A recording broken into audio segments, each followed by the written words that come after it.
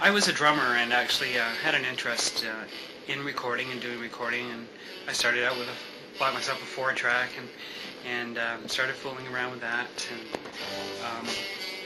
I started getting more and more equipment that I thought I could do a better job with. I started to write songs too, record my own songs, and I don't know, one day I woke up and thought, gee, I got a lot of equipment here now. I wonder if anybody else would like to use this. So I put a little ad in the paper and started getting phone calls, and from there it just grew and grew and grew. Here I am. Can you tell me a little bit about the format of your studio, what kind of service you'd be offering? Well, this is a 16-track or a 24-track studio, and basically what I do is I record bands. It's really my thing, or individuals that like to sing, and I have sort of everything here I need to do a good job doing that.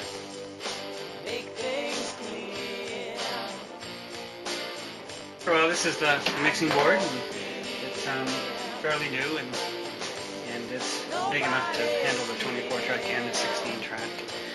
And there's compressors up here, and reverbs, and all kinds of gear over there for effects and everything. So you got a lot of analog gear here. Is that a preference?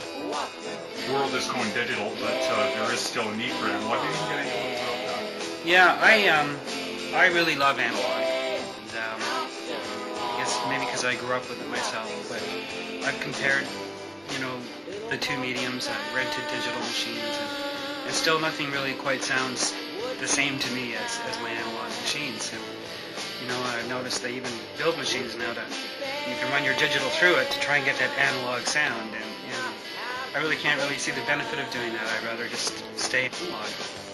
Well, I'm definitely an engineer, and I consider myself, I'd have to say, for the most part, a co-producer. I'm usually working with the bands who have a pretty good idea of what they want, and it's my job to get it for them. Now, maybe that's a producer's role, but I don't know. I don't really feel that I should take full credit for something most of the time. Sometimes I actually do fully produce something, and that's a real joy. But bottom line is it's a group effort, so you have to have a good rapport with who you're working for, and do your best to get what they want. The inspiration is that, like I say, I did not feel for her this way back then, meaning that now that I'm as old as I am, she's that much older, and she's basically a woman. So, there's still that age difference, but I mean, she's in her 20s, so it makes it right. You know what I mean?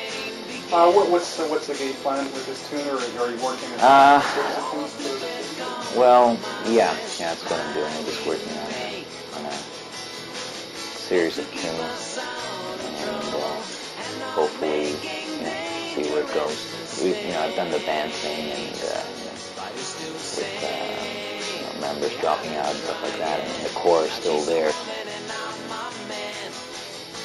Recommend anybody who wants to get into recording to just do it themselves for the first little while. Just gives you you cut your teeth on the feel of what it's like to hear yourself on tape, and how the process works, the whole multi-tracking stuff.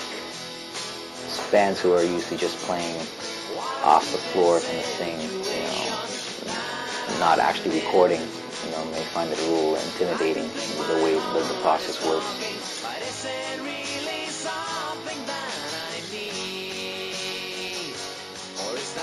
This actual thing that I recorded here was actually, oddly enough, it's half of it is 8-track that I did at home, reel to reel, and it's actually a drum machine that I sort of played off pads, and there's a bass player who's the other half of the project, or rather what's left of the core of the band. That's what the project is at the moment.